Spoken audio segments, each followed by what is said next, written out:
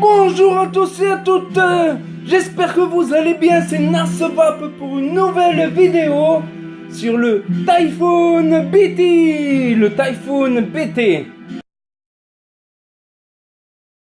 J'avais fait la revue à chaud du Typhoon BT et le montage, tout ça. Je vous invite à voir cette vidéo qui sera en lien dans la description, dans le commentaire épinglé qui sera le premier commentaire que vous verrez. Et également à la fin de la vidéo, ici, il y aura un lien vers la revue complète.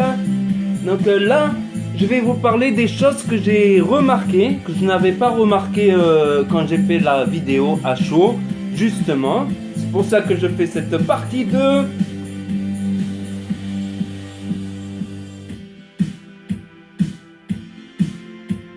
Voilà, c'est un truc monstrueux quoi, ce BT.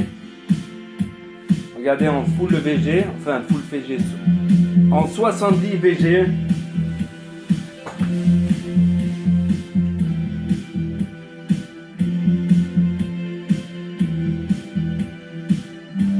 Truc de fou ce truc là. Et quand on met à haut wattage comme ça, eh ben ça fait tourner la tête, ma parole. Donc le BT peut faire tourner la tête. Cette sensation elle est bizarre quand on tire des grosses puffs, quand Shane vape là-dessus, même à 3 mg de nicotine, 6 mg. En général, moi je vape entre 6 et 12 mg. Et ben il fait tourner la tête. En comparaison, c'est comme la clope du matin. Ça, c'est ce petit truc qui fait tourner la tête.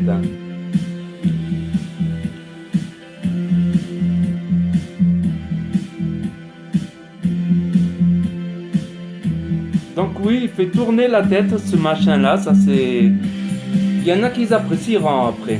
Mais si vous mettez à bas wattage et que vous vapez des petites puffs, que vous ne faites pas, ça ne vous le fera pas quoi, rarement quoi. Point positif, remplissage facile. Le coton il dure très longtemps, celui-là ça doit faire 2 semaines, il commence à devenir sale. Donc, le remplissage très facile. Mais en contrepartie, il ne peut être rempli que par les petites fioles avec les petits embouts, enfin, les bouteilles twist oubliées quoi. Ou les bouteilles twist juste pour mettre un peu sur le coton comme ça.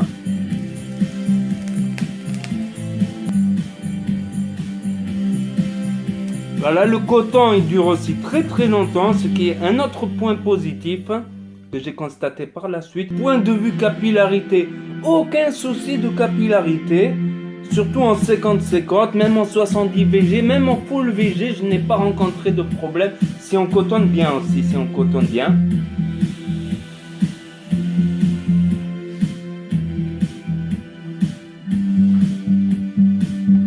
Pas de fuite également, on peut le retourner comme ça, bah, sauf si on le laisse 10 ans comme ça, il va y avoir un petit bout qui va tomber.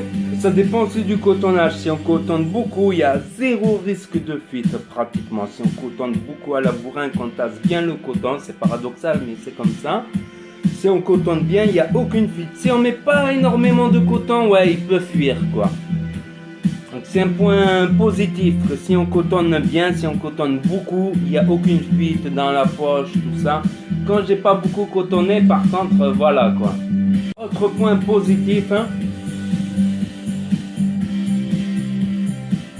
Une vape qui est dense, une vape qui est très onctueuse. Ça dépend aussi du mèche qu'on met dedans, du coton qu'on met dedans, de la façon de cotonner. Mais même avec un 50-50, un fruité, il paraît tout de suite plus onctueux, presque crémeux quoi. C'est incroyable. Ça dépend comment on cotonne aussi, quelle mèche on utilise aussi, la qualité du mèche, très important. Je l'ai constaté en vapant sur d'autres râteaux après avoir vapé sur celui-là qu'il est plus onctueux selon le montage que l'on fait. Aussi vape très tiède voire froide entre 50 et 90 watts. À partir de 80-90 ça commence à devenir bien tiède. À 120 ça commence à devenir chaud. 120, 130 watts, 140 watts, on va avoir de la vapeur chaude. Cela dépend aussi des airflows, comment on les ouvre. Donc à 50 watts airflow ouvert, ce sera une vape limite froide. À 80 euros, à 80 watts, on dirait qu'on est à 40, 50, 60 watts. La vape, elle est douce, elle est agréable. C'est pas une vape agressive où il faut tirer comme un malade. On peut tirer des petits puffs. Hein.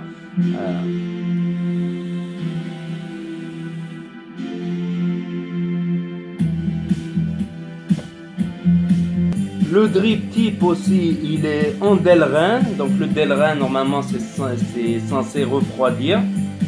Donc les câbles, j'ai oublié de dire que les câbles sont en acier inoxydable. Ben, c'est une moindre chose, quoi. Puisque s'il commence à s'oxyder, ça serait grave. Donc c'est du SS, je sais pas combien. Le mesh aussi, c'est du SS en inoxydable, 316 exactement. Donc je vous conseille le mesh 303 L316 pour avoir une très bonne vape là-dessus. Par contre, l'atto lui-même, il chauffe beaucoup. Si on chain vape, l'atto lui-même, il devient brûlant. Mais la vapeur n'est pas trop chaude si on ne va pas sur des très hauts wattages, si on laisse les airflows ouverts ou à moitié ouverts à bas wattage. Donc en 0,4 ohms, en dessous de 50 watts, il n'y a pas de vapeur qui sort, quoi. Mais voilà, à partir de 50, 60 watts, si on tire des petites puffs, ça peut être une vape plus ou moins accessible. Très aérienne néanmoins. Donc il est légèrement polyvalent, quoi. C'est ça qui est bien aussi, c'est qu'on peut vaper presque pépère à 60 watts et on peut monter jusqu'à 160 watts pour envoyer des trucs de malade. Hein. On peut également descendre plus bas en résistance avec du mesh 200 SS 316 et selon le diamètre du coil, selon la hauteur du coil, tout ça on peut jouer avec ça. Pareil, là j'ai pris du mesh 500 pour voir si on pouvait faire une vape plus pépère. Donc dans la prochaine vidéo sur le Typhoon BT, la partie 3, ben, je ferai différents montages avec du mesh 500 notamment pour voir si on peut descendre à 30 watts, avoir une vape beaucoup plus pépère. Donc n'hésitez pas à vous abonner si vous voulez suivre mes prochaines vidéos. N'oubliez pas les pouces bleus, c'est important, c'est gratuit, ça mange pas de pain, ça fait très plaisir les potos. Et je vous dis à très bientôt les potos pour de nouvelles vidéos tutos. À bientôt.